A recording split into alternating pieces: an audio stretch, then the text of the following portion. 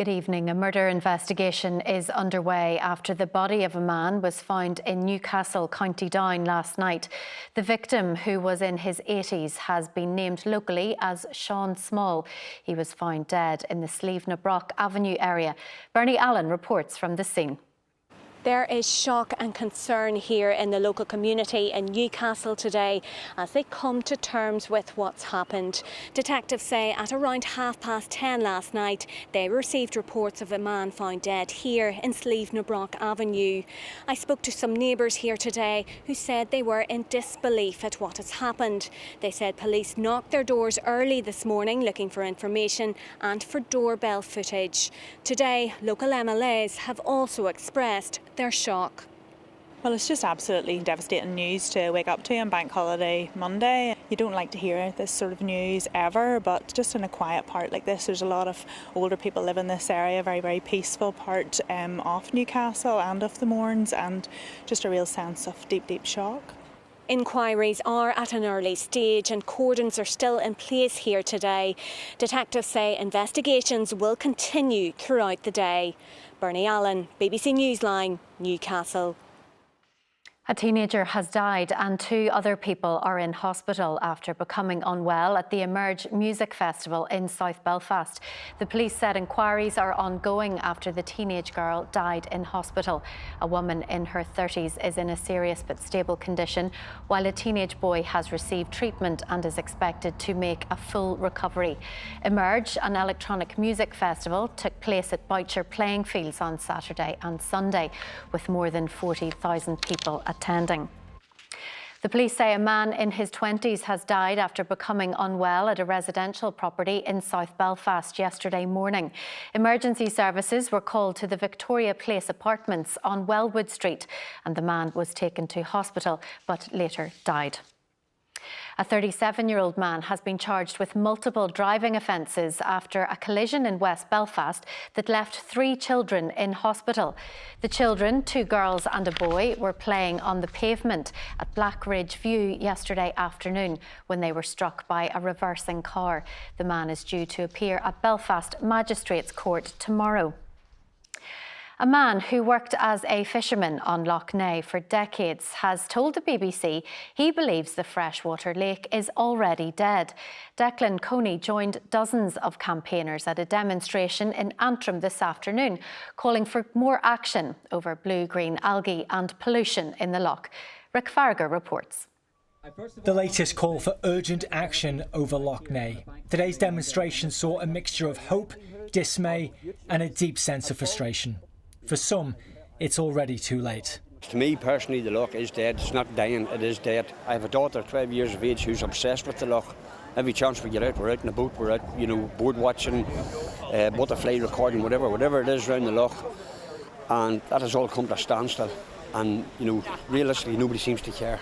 There's a lack of funding in the executive for everything, for health, for education, for roads, for everything. But it always seems like the environment is just at the bottom of that list. And unfortunately, when we have a crisis such as what we have now with Loch Ness, it's got progressively worse. It's the worst this year we've ever seen it. This affects public health.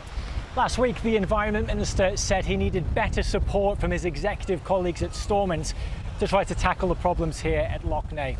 Andrew Muir said he's giving his heart and soul into trying to turn this situation around. Today, the department reiterated those points. While those who organise these rallies have the support of attendees, some feel the message isn't being heard. They are tirelessly campaigning for this, and it really just is one of sadness that we're here today again and that there's been no change. Do you feel anyone is listening to these gatherings? I have to be honest with you, no. A Loch Ness action plan approved by Stormont last year has more than 20 actions still to be completed. Rick Farragher, BBC Newsline in Antrim. To Ballycastle now, where it is business as usual at this year's Oil Lammas Fair, despite some changes to the layout of the event.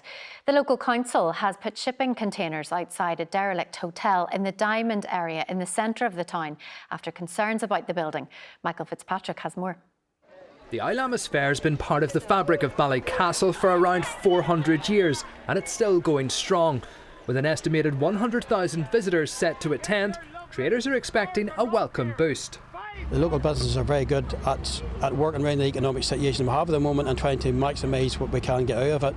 But it really is a highlight on Ballycastle for both the businesses and the local community. While fairgoers can expect all the traditional elements, including the dults and yellow man, they may notice a few differences this year.